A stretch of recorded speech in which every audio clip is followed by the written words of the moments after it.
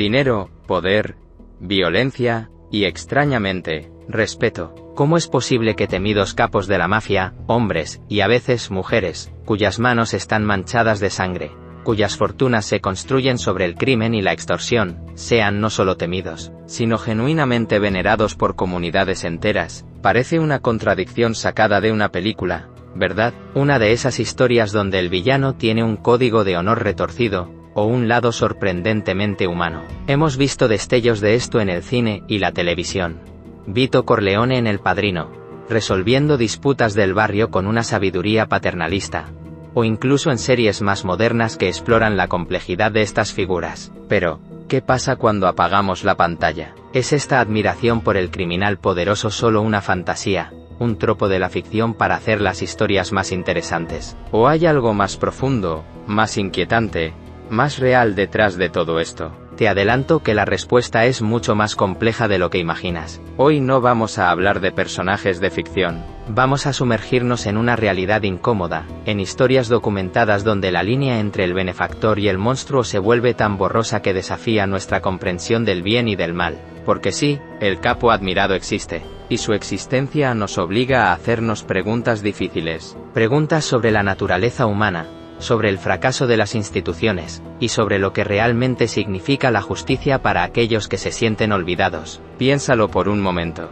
Un hombre como Al Capone, durante la Gran Depresión en los Estados Unidos, en los años 30, no solo dirigía un imperio criminal basado en el contrabando de alcohol, la prostitución y el juego ilegal, sino que también abría comedores sociales en Chicago, alimentando a miles de desempleados. Era pura estrategia de relaciones públicas, sin duda, en parte, pero para la persona hambrienta que recibía un plato de sopa caliente, importaba la fuente. O tomemos el caso de Salvatore Riina, Totò Riina, el temido jefe de la Cosa Nostra siciliana, responsable de cientos de asesinatos brutales, incluyendo los de los jueces Falcone y Borsellino en 1992. A pesar de su crueldad legendaria, en su Corleone natal, y otras áreas de Sicilia, existía una compleja red de lealtades y un respeto impuesto que iba más allá del simple miedo. Algunos lo veían como un hombre que traía orden, un orden mafioso, claro, pero orden al fin y al cabo en una tierra donde el Estado a menudo parecía ausente o corrupto.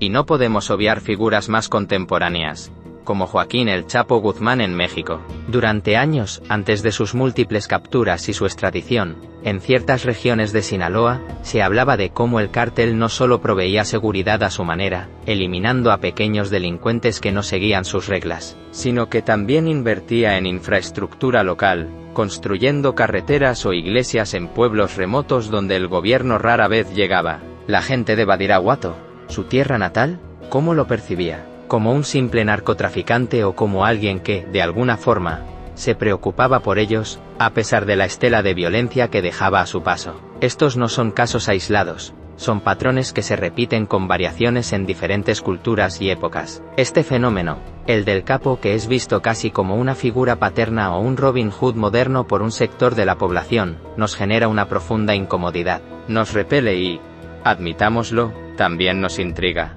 ¿Cómo puede ser? ¿Están estas comunidades ciegas a la brutalidad? ¿Son cómplices silenciosos? ¿O hay algo que no estamos viendo desde nuestra perspectiva, a menudo más privilegiada o distante de esas realidades? La verdad es que esta admiración, cuando surge, no nace de la nada. No es una simple locura colectiva, suele ser el síntoma de problemas mucho más profundos. Estados fallidos, corrupción endémica, pobreza extrema, y una sensación de abandono total. Cuando las instituciones que deberían proteger y proveer fallan estrepitosamente, ¿quién ocupa ese vacío? A veces, la respuesta es aterradora. Lo ocupa el crimen organizado. Y aquí es donde la cosa se pone realmente turbia. Porque estos benefactores no regalan nada por altruismo. Cada acto de generosidad, cada escuela construida, cada factura médica pagada por el capo local, viene con un precio. Un precio que a menudo se paga con silencio, con complicidad, con la sumisión de comunidades enteras a un poder que opera al margen de la ley, un poder que en última instancia corrompe el tejido social desde dentro. No estamos hablando de héroes. Estamos hablando de estrategas increíblemente astutos que entienden las necesidades de la gente, y las explotan para construir sus imperios, para comprar lealtades y para garantizar su propia impunidad. En los próximos minutos, Vamos a tirar del hilo de esta madeja. Vamos a explorar los mecanismos que utilizan estos personajes para cultivar esa imagen de hombres de respeto. Desde el mecenazgo calculado, y la creación de una dependencia económica, hasta la imposición de un orden brutal pero efectivo que algunos pueden llegar a preferir frente al caos o la indiferencia estatal. ¿Estás listo para cuestionar algunas de tus ideas preconcebidas? Porque lo que vamos a descubrir te mostrará que la realidad, a menudo, supera con creces a la ficción más oscura. Y el primer paso para entender este fenómeno es analizar una de sus tácticas más efectivas, y quizás la más sorprendente: la mano que ayuda, que también es la mano que ahoga. ¿Cómo funciona exactamente este mecenazgo mafioso? ¿Hasta qué punto puede un criminal comprar el alma de un pueblo? Imagina por un instante que te encuentras en una situación desesperada. Tal vez tu familia no tiene un techo seguro, o tus hijos pasan hambre. Has llamado a todas las puertas oficiales, has suplicado ayuda al Estado, a las instituciones que se supone deben estar ahí para ti, pero solo encuentras silencio, burocracia, indiferencia. Y entonces, cuando la esperanza parece haberse extinguido, alguien aparece, alguien con recursos, con poder, te ofrece una casa, comida, medicinas, un trabajo, te ofrece una solución tangible, inmediata. Pero ese alguien es un capo de la mafia, un hombre conocido por su crueldad, por sus negocios ilícitos. ¿Qué harías? ¿Aceptarías su ayuda? ¿Podrías rechazarla? Esta encrucijada moral no es un ejercicio hipotético.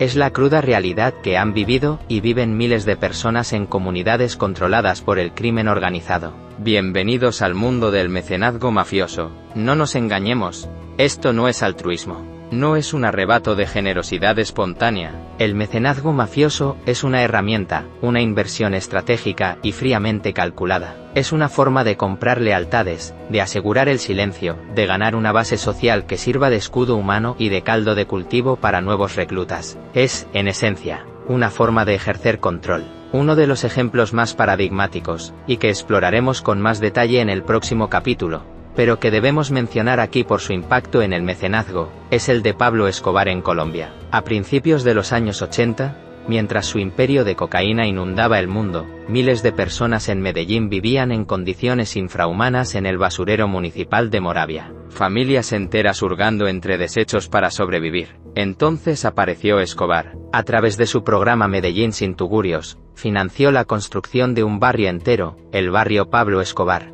con unas 800 viviendas dignas, con parques, con canchas de fútbol. De la noche a la mañana, cientos de familias pasaron de la miseria más absoluta a tener un hogar. Imagina la gratitud, la devoción, casi religiosa que esto generó. Para ellos, Escobar no era el narcotraficante sanguinario que el mundo comenzaba a conocer. Era un salvador, un benefactor, casi un santo. Las paredes de esas casas se adornaron con su retrato. Le componían canciones, lo defendían. Por supuesto, esta generosidad tenía un precio altísimo: la lealtad incondicional al patrón, la vista gorda a sus crímenes, la protección de su imperio desde la base misma de la comunidad que él había salvado. Era una jaula de oro. Pero para muchos, seguía siendo preferible al infierno del que habían salido. Pero este fenómeno no se limita a figuras tan cinematográficas como Escobar, ni a la construcción de barrios enteros. Miremos a Italia, a la cuna de algunas de las organizaciones mafiosas más antiguas y arraigadas. En Sicilia, la Cosa Nostra, durante décadas, ejerció una forma de mecenazgo más sutil pero igualmente efectiva. Pensemos en los años 50, 60, 70. En muchos pueblos y ciudades sicilianas, el capo local, el uomo d'onore, el hombre de honor, era una figura central en la vida comunitaria. No siempre construía casas, pero resolvía problemas. Alguien necesitaba un trabajo. El capo podía interceder en alguna empresa local que, casualmente, le pagaba el piso, la extorsión. Un pequeño comerciante necesitaba un préstamo urgente, y el banco se lo negaba por su historial crediticio o por la lentitud burocrática. El capo, o uno de sus hombres, se lo facilitaba a menudo con tasas de interés que lo encadenarían de por vida, pero en ese momento, era la única opción. Esta ayuda generaba una deuda, no solo económica, sino moral, una deuda de gratitud que se traducía en obediencia, en información, en votos durante las elecciones para el candidato apoyado por la familia mafiosa. Hay innumerables historias documentadas, por ejemplo, en pueblos como Corleone, Palma di Montechiaro o Cinisi, Los mafiosos se infiltraban en la organización de las fiestas patronales, las celebraciones más importantes para la comunidad. Hacían donaciones generosas, financiaban los fuegos artificiales, la banda de música. Se dejaban ver, se presentaban como garantes de la tradición, como benefactores de la cultura local. El periodista e investigador Giuseppe Pippo Fava, asesinado por la mafia en 1984, escribió extensamente sobre cómo la mafia en Catania no solo controlaba el crimen, sino que se había infiltrado en la economía legal, ofreciendo protección y servicios que el Estado era incapaz de proveer. El mensaje era claro: el Estado te abandona, nosotros te cuidamos. El Estado es lento e ineficiente, nosotros somos rápidos y efectivos. Y para muchas personas atrapadas en la necesidad, ese mensaje calaba hondo. Este mecanismo funciona a un nivel psicológico muy poderoso. Primero, el principio de reciprocidad. Si alguien te da algo, sientes una necesidad casi instintiva de devolver el favor. Es una de las normas sociales más básicas. Segundo, se crea una dependencia. Una vez que aceptas la ayuda del capo, te vuelves parte de su red. Rechazar una petición futura podría significar no solo perder cualquier ayuda adicional, sino también enfrentar represalias. Y tercero, este mecenazgo explota el brutal contraste con la negligencia estatal. Cuando un gobierno es percibido como corrupto, ausente o simplemente incapaz de satisfacer las necesidades básicas de sus ciudadanos, seguridad, justicia, oportunidades, la figura del capo que sí cumple, que sí resuelve, aunque sea a través de medios ilícitos y violentos, puede adquirir un aura de legitimidad distorsionada. Es una trampa perversa. La mano que te da el pan es la misma que te exige sumisión. La mano que construye la escuela para tus hijos es la misma que empuña el arma para silenciar a quien se opone. La paz mafiosa que a veces imponen en los barrios bajo su control,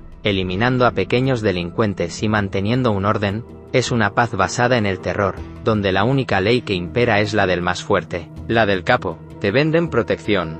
¿Pero protección contra quién? A menudo, contra ellos mismos o contra otros grupos criminales con los que están en guerra. Esta fachada de generosidad, este asistencialismo calculado, es solo una de las muchas capas que conforman la figura del capo admirado. Es la cara amable del monstruo, la que seduce, la que confunde. Pero ¿qué sucede cuando esta dualidad se encarna en una sola figura de manera tan extrema que redefine la historia de un país entero? Para entender la magnitud de este fenómeno, tenemos que volver a Medellín, y mirar de cerca al hombre que personificó como nadie el papel de ángel y demonio. Un hombre cuya historia sigue dividiendo opiniones hasta el día de hoy. Pablo Emilio Escobar Gaviria. Para algunos, el Robin Hood paisa, un mesías de los pobres que construía casas y regalaba dinero. Para otros, la encarnación del mal, el narcoterrorista que ahogó a Colombia en una espiral de violencia y sangre. ¿Puede un solo hombre ser ambas cosas a la vez?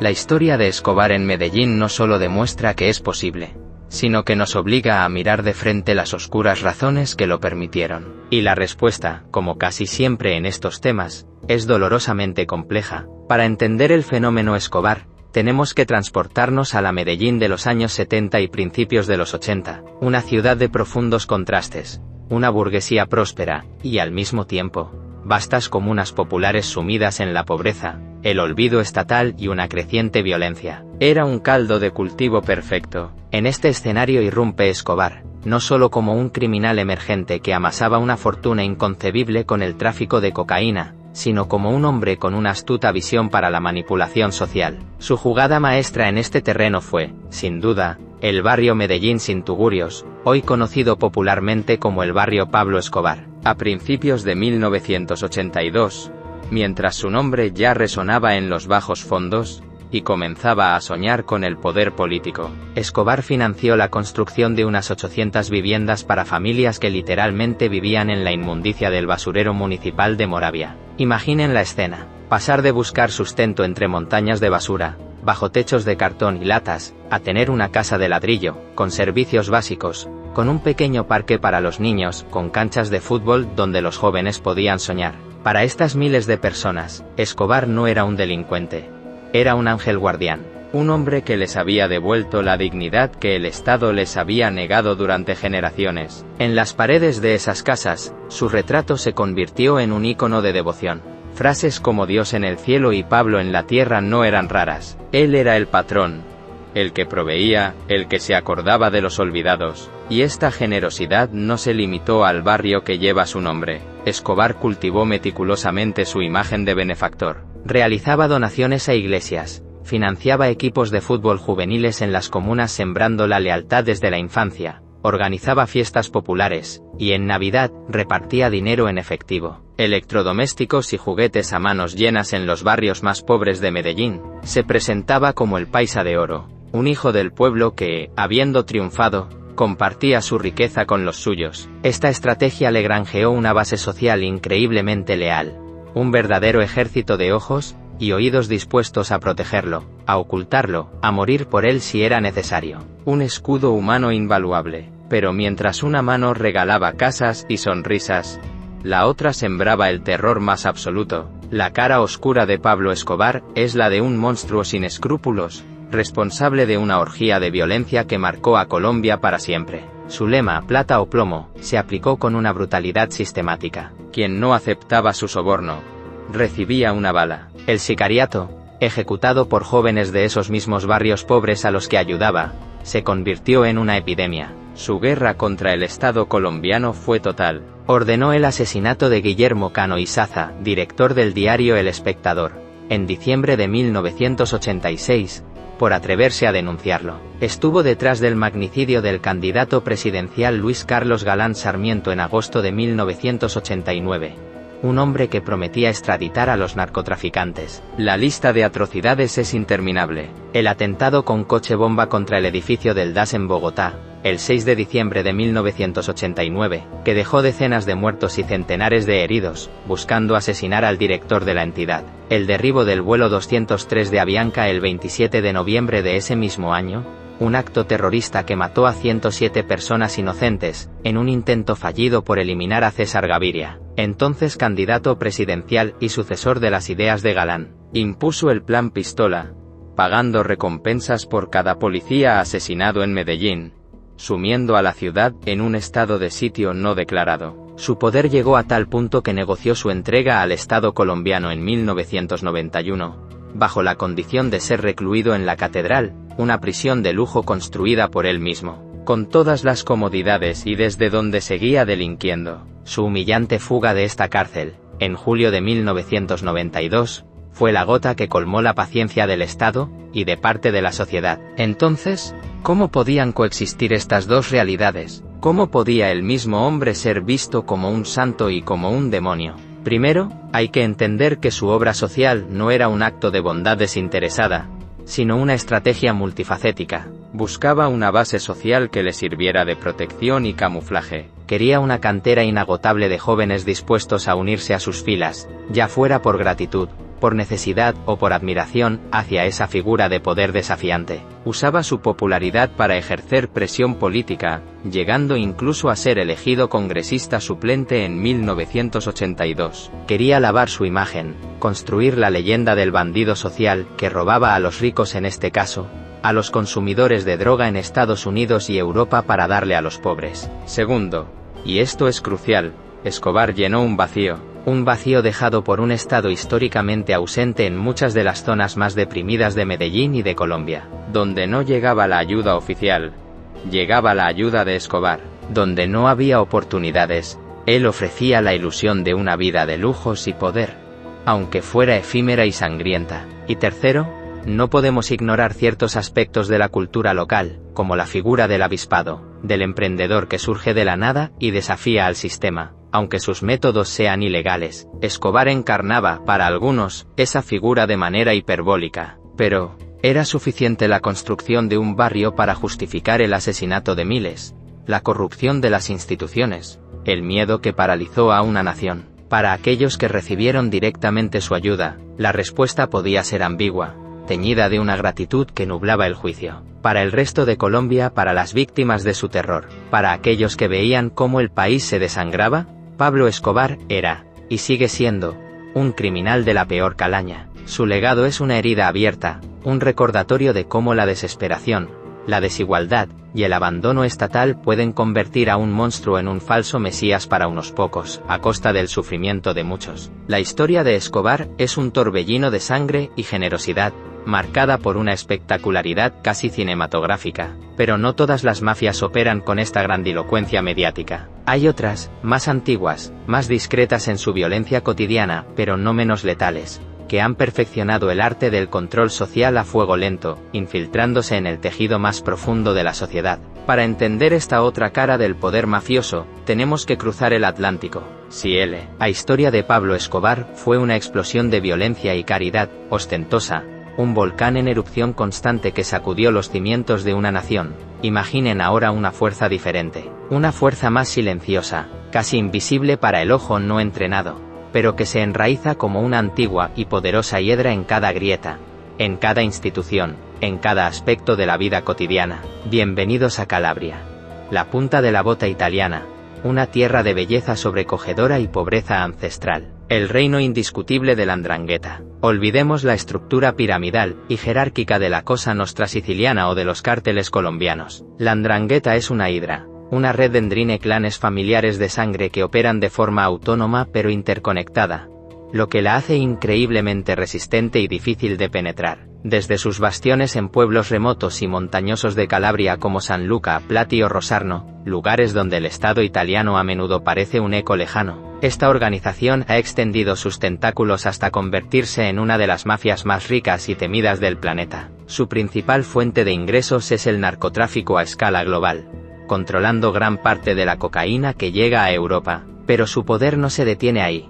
Extorsión, usura y una alarmante infiltración en la economía legal, construcción, sanidad, gestión de residuos, turismo, energías renovables, lavando miles de millones de euros y asfixiando cualquier intento de desarrollo genuino. Pero, ¿cómo se traduce este inmenso poder en respeto o admiración a nivel local? Aquí el mecenazgo es distinto al de Escobar. Es menos espectacular, menos de fuegos artificiales y regalos masivos. Es un sistema de clientelismo profundamente arraigado, un control territorial casi absoluto que se ejerce de manera más capilar, más íntima, y por ello, quizás más perversa. La 'Ndrangheta no busca tanto la aclamación pública como la sumisión silenciosa, la omertá, ese código de honor y silencio que es ley no escrita. En muchos de estos pueblos calabreses, el ndranguetista, el miembro de la 'ndrina local, no siempre es visto como un criminal, sino como un uomo di rispetto, un hombre de respeto, una figura de autoridad que, en ausencia de un Estado percibido como eficiente o justo,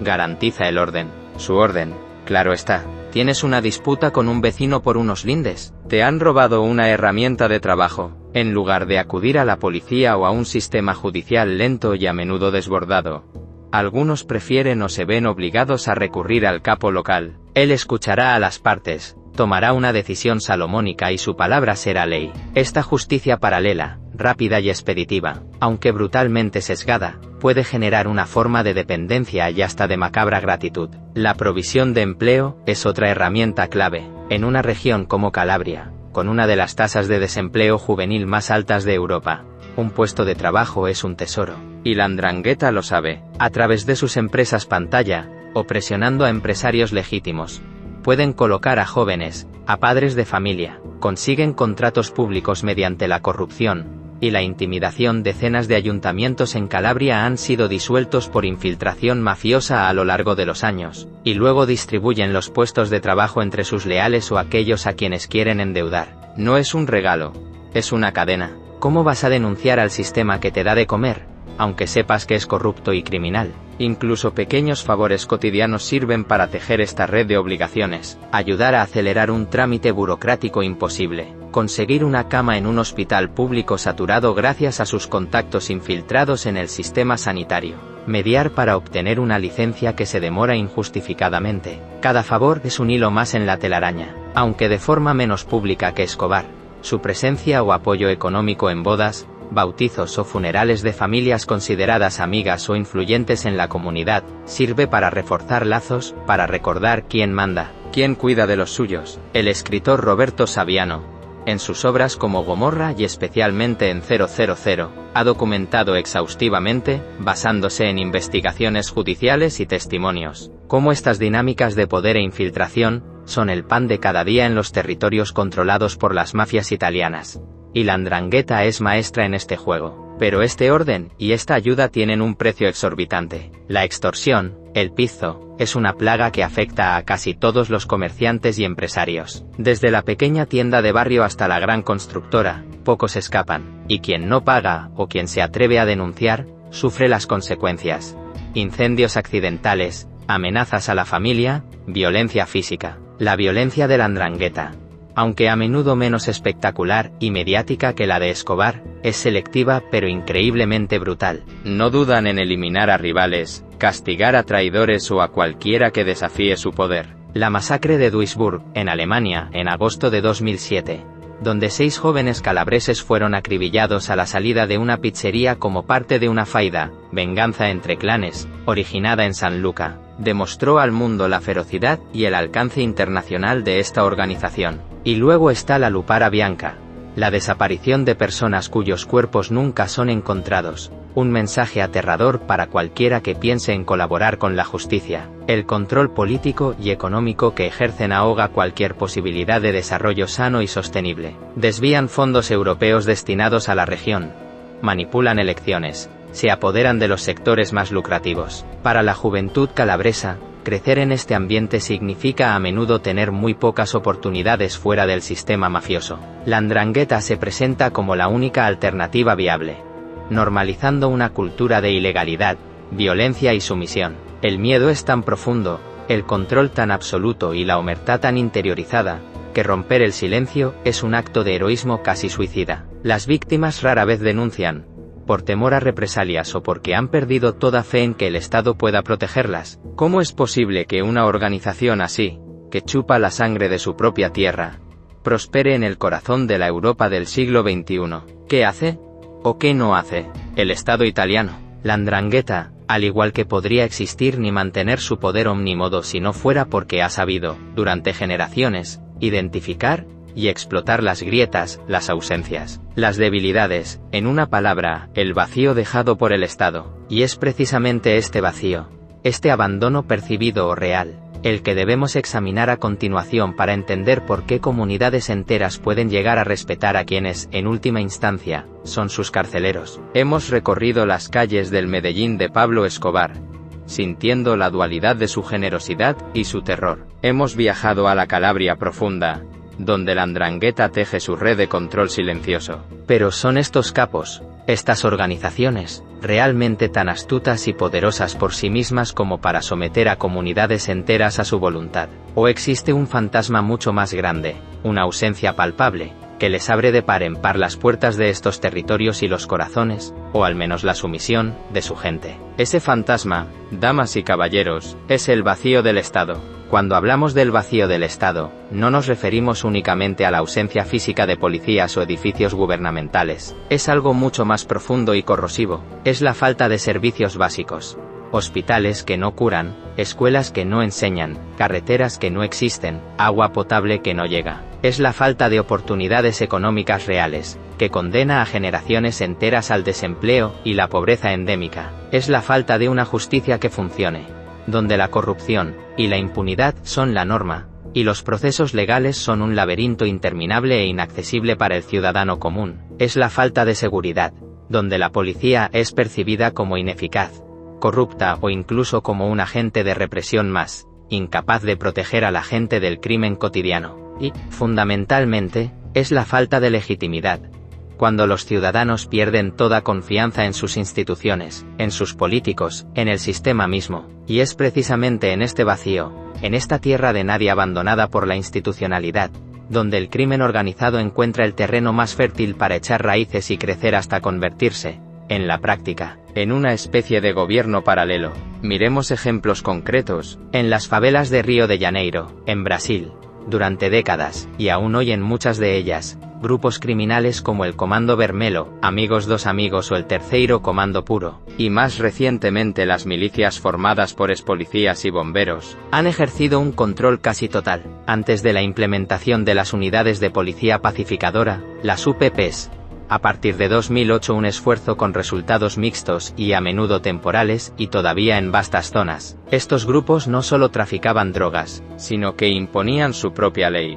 Resolvían disputas entre vecinos, castigaban a ladrones comunes a menudo con una brutalidad ejemplarizante, e incluso llegaron a organizar la distribución de servicios básicos como la bombona de gas, controlando su precio, o repartiendo cestas básicas de alimentos. Para muchos habitantes, olvidados por el Estado o visitados únicamente por incursiones policiales violentas, el orden impuesto por el narco, por terrible que fuera, era preferible al caos absoluto o a la total negligencia estatal. O viajemos a México, a regiones enteras donde el poder de los cárteles como el de Sinaloa o el cártel Jalisco Nueva Generación desafía abiertamente al Estado. No hablamos solo de la figura ya legendaria del Chapo Guzmán. Durante la primavera y verano de 2020, mientras los gobiernos de todo el mundo luchaban por responder a la crisis, surgieron numerosos reportes e imágenes de cárteles repartiendo despensas con alimentos, productos de higiene e incluso juguetes en comunidades pobres de estados como Tamaulipas, Michoacán, Jalisco o Sinaloa. Las cajas a menudo llevaban pegatinas con el logo del cártel o el nombre del capo local. Altruismo en tiempos de crisis. No, una vez más, una estrategia calculada para comprar lealtad, para reforzar su imagen de proveedores ante un Estado desbordado o ausente, para recordar quién ejerce realmente el poder en esos territorios. Incluso antes de la pandemia, era conocido que en ciertas zonas bajo su control, los cárteles imponían toques de queda o leyes contra delitos menores como el robo, no por un sentido de justicia, sino para mantener la paz necesaria para sus operaciones ilícitas y evitar atraer una atención excesiva de las fuerzas federales. Esta usurpación de funciones estatales se extiende a la impartición de justicia. Ya mencionamos cómo la 'ndrangheta o la Cosa Nostra en Italia son vistas por algunos como instancias más rápidas y efectivas para resolver disputas civiles o comerciales que los tribunales oficiales. Esta percepción, por distorsionada que sea, se alimenta de la lentitud, la corrupción y la inaccesibilidad del sistema judicial formal. Cuando la justicia no llega, o llega tarde y mal, la gente busca alternativas, aunque estas alternativas estén manchadas de sangre. Y, paradójicamente, estos grupos criminales llegan a ofrecer una forma de seguridad, en barrios controlados férreamente por una mafia o un cártel. A veces los índices de delincuencia común, como los pequeños robos o los asaltos callejeros, disminuyen drásticamente, no porque los capos sean benefactores desinteresados, sino porque esos delitos menores atraen a la policía, perturban sus negocios y desafían su autoridad. El castigo impuesto por el capo a un ladrón que opera en su territorio suele ser mucho más rápido, brutal y temido que cualquier sanción que pudiera imponer el sistema penal oficial. Finalmente, y quizás lo más crucial en muchas regiones, el crimen organizado se convierte en el principal, si no el único, proveedor de oportunidades económicas. En lugares como la Sierra de Sinaloa, las montañas de Guerrero en México, las selvas de Colombia o las zonas rurales de Afganistán, el cultivo de hoja de coca, amapola o marihuana, y la posterior cadena de producción y tráfico de drogas, ofrecen empleo a miles de familias que no tienen otra alternativa para subsistir, desde el campesino que siembra la planta prohibida, hasta el joven que se convierte en halcón vigilante, o sicario por un puñado de billetes que jamás ganaría en un trabajo legal si es que existiera. La economía ilegal se convierte en el motor de la supervivencia. Las consecuencias de esta sustitución del Estado por el crimen organizado son devastadoras a largo plazo. Se erosiona por completo la confianza en las instituciones legítimas. Se normaliza la ilegalidad, la violencia y la corrupción como formas de vida. Se crean verdaderos estados paralelos donde la única ley que impera es la del capo, y donde el Estado de Derecho es una quimera. La lealtad de la comunidad hacia estas figuras deja de ser una elección moral, para convertirse, en muchos casos, en una simple cuestión de supervivencia. Si el Estado no te da educación, ni salud, ni trabajo, ni justicia, ni seguridad, pero el capo local te ofrece una migaja de cada una de esas cosas, aunque sea a un precio terrible, ¿a quién recurres? Pero ¿es esta lealtad forjada en el abandono y la necesidad realmente voluntaria? ¿O hay un componente aún más oscuro que la sostiene, incluso cuando existen ciertos beneficios? Si el vacío del Estado es el terreno fértil donde florece el poder mafioso, el miedo es el agua oscura que lo nutre y lo hace crecer sin control. Porque, seamos claros, incluso cuando hay regalos, la sombra de la violencia, la amenaza constante, siempre está presente, acechando en cada esquina. Hemos hablado de regalos y favores, de la construcción de barrios enteros y del reparto de despensas. Hemos analizado cómo el vacío dejado por un Estado negligente se convierte en el nicho perfecto para que florezca el poder criminal. Pero seamos brutalmente honestos. ¿Cuánto de ese aparente respeto, de esa supuesta admiración hacia los capos, nace realmente de la gratitud o de la necesidad satisfecha? ¿Y cuánto es, en realidad, la máscara pálida y temblorosa del miedo más profundo y paralizante? La respuesta, en la inmensa mayoría de los casos, es que el miedo no es solo un componente más, es el cimiento mismo sobre el que se construye y se mantiene el imperio del capo. Porque más allá de cualquier acto de generosidad calculada, la violencia explícita y la amenaza implícita son el lenguaje universal y más efectivo de estas organizaciones. El miedo no se limita al temor a la agresión física directa, al asesinato, la tortura, el secuestro, la desaparición forzada. Es un miedo polifacético que se infiltra en todos los aspectos de la vida. El miedo a las represalias económicas, si no colaboras, como la pérdida de esos favores que antes te mantenían a flote, la intensificación de la extorsión hasta ahogarte, o el boicot a tu pequeño negocio. Es el miedo a las represalias sociales, al ostracismo en una comunidad controlada, y sobre todo, el miedo cerval a que las amenazas se extiendan a tu familia, a tus hijos. Ese es el terror último, el que doblega voluntades y compra silencios. Veamos cómo opera este mecanismo en la realidad cruda y documentada. Pensemos en la camorra en Nápoles, Italia, especialmente en barrios tristemente célebres como Scampia o Secondigliano, sobre todo antes de las grandes operaciones estatales de los últimos años, aunque el problema, como una hidra, sigue resurgiendo. Allí, durante décadas, los clanes camorristas han ejercido un poder casi feudal. La gente sabe quién manda. El periodista Roberto Saviano, en Gomorra, describió con detalle escalofriante esta realidad. Comerciantes que pagan el pizo, la extorsión, no porque quieran, sino porque la alternativa es ver su tienda incendiada, sus piernas rotas, o algo mucho peor. El pago se normaliza.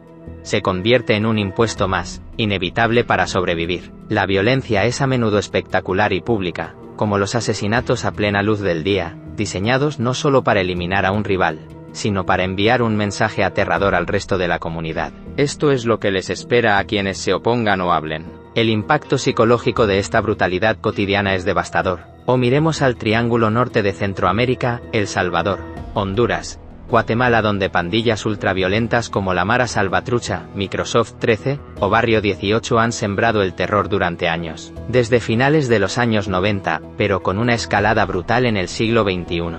Su principal herramienta de control es la extorsión sistemática, el llamado impuesto de guerra, que afecta desde el humilde vendedor ambulante hasta el pequeño empresario o la ruta de transporte. Negarse a pagar es una sentencia de muerte. Estas pandillas ejercen un control territorial absoluto en los barrios que dominan, con fronteras invisibles que nadie se atreve a cruzar. Reclutan a jóvenes por la fuerza, y las familias son desplazadas o masacradas si no colaboran o si se sospecha que tienen vínculos con una pandilla rival.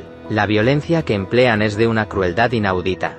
Desmembramientos, torturas, cuerpos abandonados en lugares públicos con mensajes para sus enemigos y para la población, buscando paralizar a la sociedad a través del pánico. Incluso bajo la apariencia de imponer orden, el terror es el método. Recordemos a los grupos paramilitares en Colombia, como las Autodefensas Unidas de Colombia, AUC, que operaron con auge en los años 90 y principios de los 2000, con el pretexto de combatir a la guerrilla y en regiones con una presencia estatal muy débil, como el Magdalena Medio, Urabá o los Llanos Orientales, impusieron un régimen de terror. Realizaron masacres, asesinatos selectivos y lo que llamaron limpieza social, eliminando no solo a supuestos colaboradores de la insurgencia, sino también a delincuentes comunes, drogadictos, prostitutas, homosexuales y otros indeseables. Este orden impuesto a sangre y fuego era temido hasta la médula y, perversamente, por algunos sectores de la población, incluso agradecido ante la inacción o incapacidad del Estado para frenar la pequeña delincuencia o la violencia guerrillera. Pero era un orden construido sobre cadáveres y sobre el silencio de los supervivientes. Y este silencio tiene un nombre que resuena con ecos siniestros: omertà. Aunque popularmente se asocia a la mafia siciliana, la omertà, el código del silencio, es una respuesta universal al terror impuesto por cualquier organización criminal poderosa. Es la ley no escrita que prohíbe cooperar con las autoridades, denunciar los crímenes, testificar. Las consecuencias de romperla son, casi invariablemente, la muerte o represalias terribles contra la propia familia. El miedo aísla a quienes se atreven a hablar, dificulta enormemente las investigaciones judiciales, y perpetúa el ciclo de impunidad y control. La psicología del miedo colectivo es compleja y destructiva. La violencia se normaliza hasta tal punto que la gente se acostumbra a vivir bajo una amenaza constante, como si fuera una condición natural de la existencia. Nace una desconfianza generalizada. Nadie sabe en quién confiar, quién podría ser un informante del capo, quién podría traicionarte. El miedo ahoga cualquier intento de organización comunitaria autónoma, cualquier forma de disidencia o protesta, y así, la lealtad hacia el capo, ese aparente respeto, se convierte en muchos casos en una fría y calculada estrategia de supervivencia. Es mejor fingir sumisión, mostrar gratitud por las migajas, que arriesgar la vida o la seguridad de tus seres queridos. Es una lealtad comprada con terror, un respeto impuesto a punta de pistola. El miedo es, sin duda, un pilar fundamental, quizás el más sólido y oscuro, del poder mafioso. Es el que garantiza la obediencia cuando la generosidad no alcanza o cuando la paciencia del capo se agota. Pero ¿es toda forma de respeto hacia estas figuras una simple transacción de favores o una respuesta directa al terror? ¿O existen dinámicas aún más complejas, quizás menos obvias a primera vista, que también entran en juego, especialmente cuando la violencia no es tan visible o cuando el capo adopta otras máscaras, otras formas de influencia? Hemos visto cómo el dinero puede comprar lealtades, cómo las balas y el terror imponen un silencio sepulcral. Hemos entendido cómo la ausencia del Estado se convierte en el lienzo sobre el cual los capos pintan su propia versión retorcida del orden. Pero se agota ahí la historia. ¿Podría un capo, una organización criminal, ser respetada de otras maneras, a través de canales más sutiles, menos directamente transaccionales? ¿Qué sucede cuando la influencia se viste con los ropajes de la tradición, de una supuesta estabilidad, o incluso de una extraña y perversa forma de justicia que no depende estrictamente de los regalos materiales? Una de estas formas de respeto nace, paradójicamente, de la percepción de orden y estabilidad que algunos grupos criminales imponen en sus territorios. Ya hemos rozado el concepto de la paz mafiosa.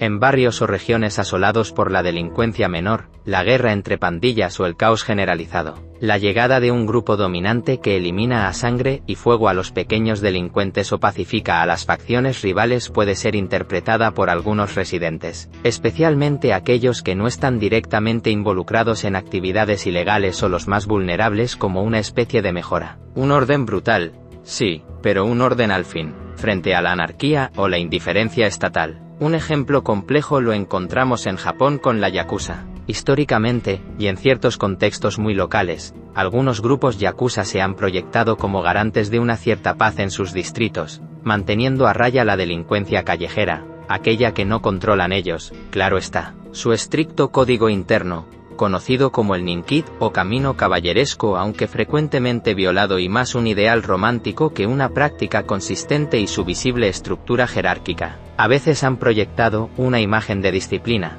y control que algunos ciudadanos podían llegar a preferir frente a la pequeña delincuencia desorganizada. Pero el caso más llamativo de esta percepción se dio tras grandes desastres naturales, después del terremoto de Kobe en 1995. Y nuevamente tras el devastador terremoto y tsunami de Tohoku en 2011, clanes de la yakuza como el Yamaguchi Gumi fueron de los primeros en llegar a las zonas afectadas con ayuda humanitaria.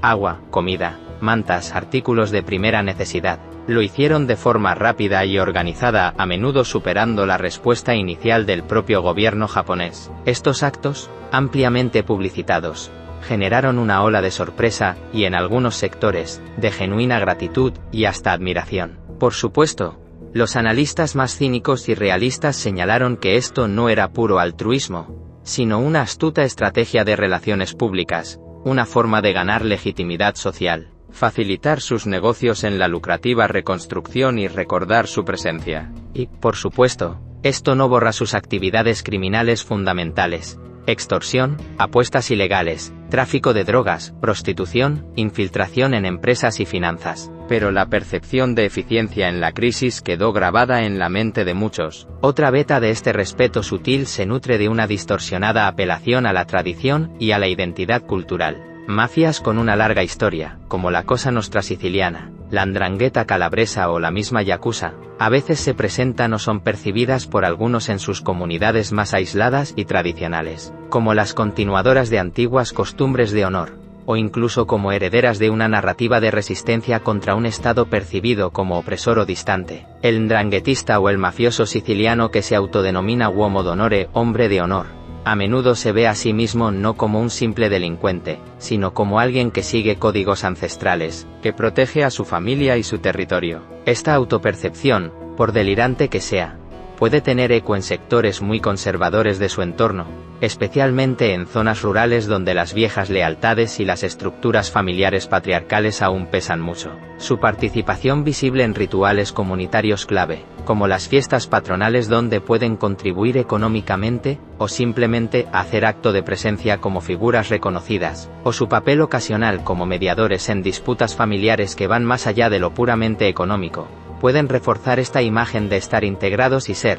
a su perversa manera, guardianes de la identidad y las costumbres locales. Luego está el respeto que se deriva de la influencia política, y de las conexiones con el poder legítimo. Cuando un capo demuestra la capacidad de influir en las decisiones políticas, de conseguir que se asignen contratos públicos a empresas de la región, que él, por supuesto, controlará directa o indirectamente, o de proteger a la comunidad de abusos externos reales o imaginarios a través de sus contactos en las altas esferas, algunos pueden empezar a verlo como un líder efectivo, un padrino en el sentido más amplio de la palabra, un protector, un conseguidor. La historia de Italia está plagada de ejemplos de esta colusión entre la mafia y ciertos sectores de la política, especialmente durante la época de la democracia cristiana. Sin necesidad de entrar en los detalles complejos de la política italiana, es un hecho documentado que esta connivencia, aunque fundamentalmente corrupta y perjudicial para el país, a veces se traducía en beneficios tangibles para ciertas regiones o localidades específicas controladas por clanes mafiosos. Un capo que podía llamar a Roma y conseguir que se construyera una carretera o se desbloqueara una financiación,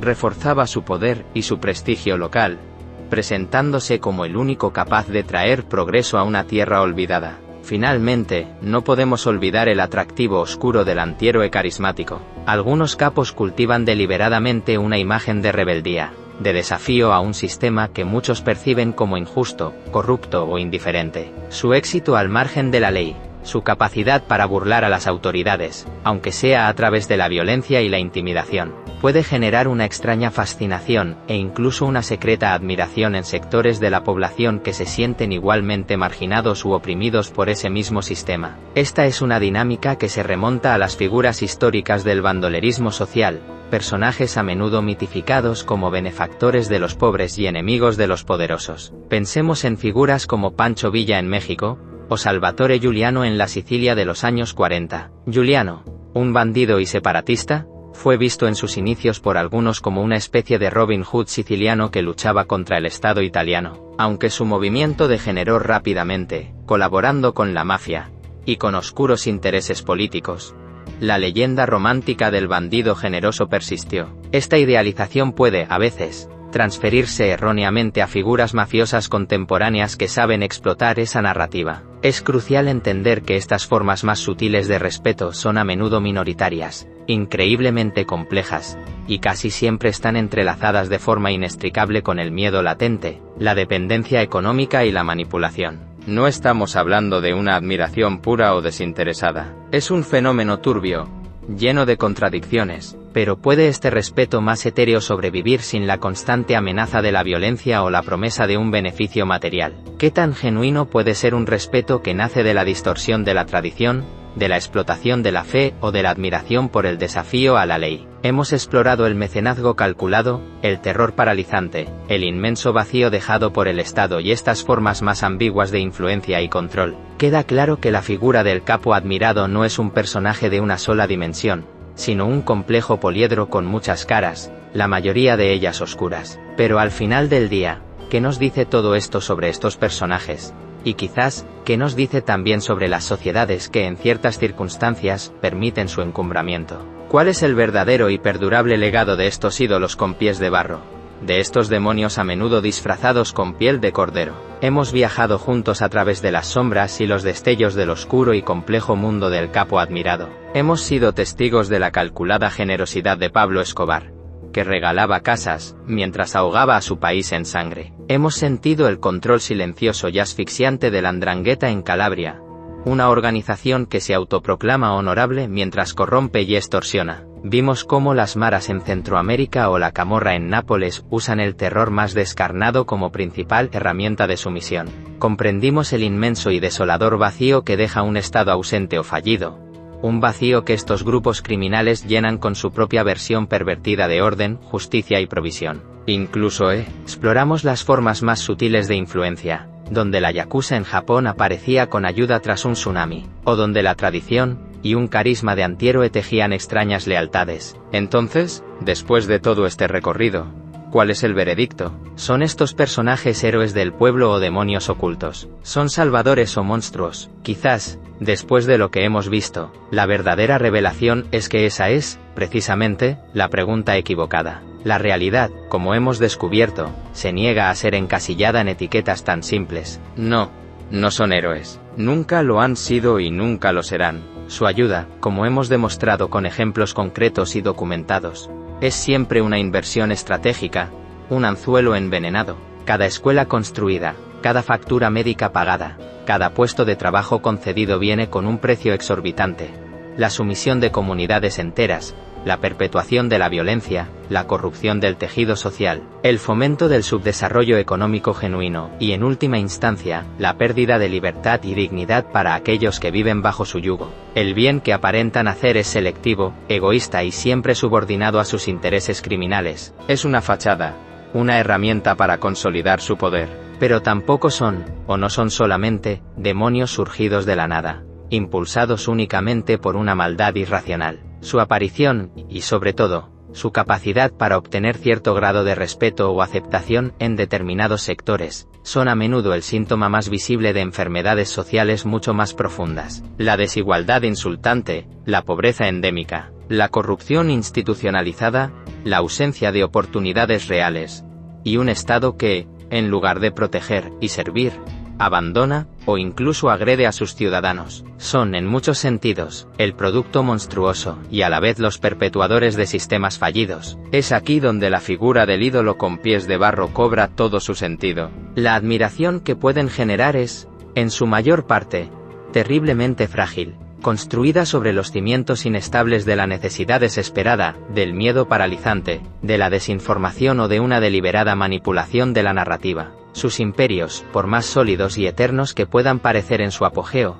casi siempre terminan derrumbándose entre la violencia, la traición y la destrucción, dejando tras de sí un legado de trauma, desolación y comunidades aún más fracturadas. Pensemos en el destino final de Pablo Escobar, acribillado en un tejado de Medellín, dejando una ciudad marcada para siempre. Pensemos en la interminable guerra entre clanes mafiosos que ciega vidas inocentes, o en la existencia miserable a la que condenan a la mayoría de los habitantes de los territorios que controlan, privados de un futuro digno y libre. Y entonces, ¿qué significa la expresión demonios con causa? Es vital entender esto correctamente.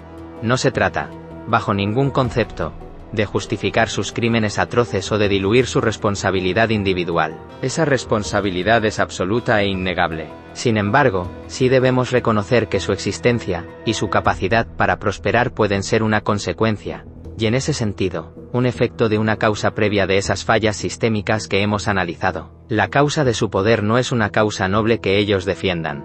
La causa es la desesperación de la gente, la falta de alternativas, la corrupción de un sistema que ellos han sabido explotar con maestría. Aquí es donde, espero, tu perspectiva ha comenzado a transformarse. Si al inicio de este viaje veíamos a estas figuras en blanco y negro, ahora el panorama debería ser mucho más matizado, aunque no por ello menos inquietante. Entender el fenómeno del capo admirado es como mirarse en un espejo oscuro que refleja, sin piedad, las peores fallas de nuestra sociedad. Nos muestra que la línea entre monstruo y mesías es, a veces, aterradoramente delgada, y a menudo es la propia sociedad, con el lápiz del abandono, la injusticia y la desesperación, la que ayuda a dibujar esa línea en el lugar equivocado. La solución, por lo tanto, no puede limitarse a la persecución y eliminación del capo de turno. Esa es una tarea necesaria, sin duda, pero insuficiente si no se abordan las raíces del problema. La verdadera solución a largo plazo reside en la construcción de sociedades más justas,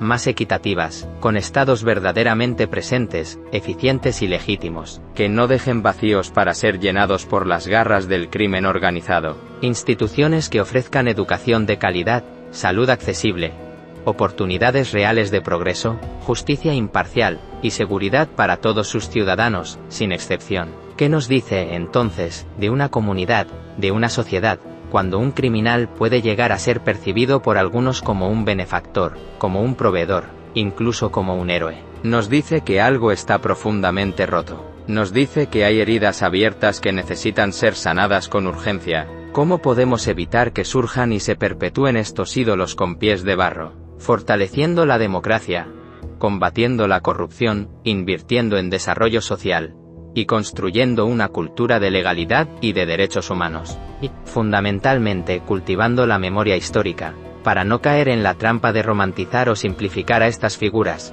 para recordar siempre el dolor y la destrucción que causan. Estamos condenados a repetir estos ciclos de violencia, abandono y falsos mesías. ¿O podemos, como sociedades, aprender de estas oscuras lecciones para construir un futuro diferente? La respuesta no está escrita en piedra. Depende de las decisiones que tomemos, de la valentía con que enfrentemos nuestras propias contradicciones, y de la determinación con que trabajemos para que nunca más nadie tenga que buscar en la mano de un criminal la ayuda que su propia sociedad le negó. El capo admirado, al final, es un síntoma trágico de una enfermedad social. Y solo curando la enfermedad, podremos erradicar el síntoma.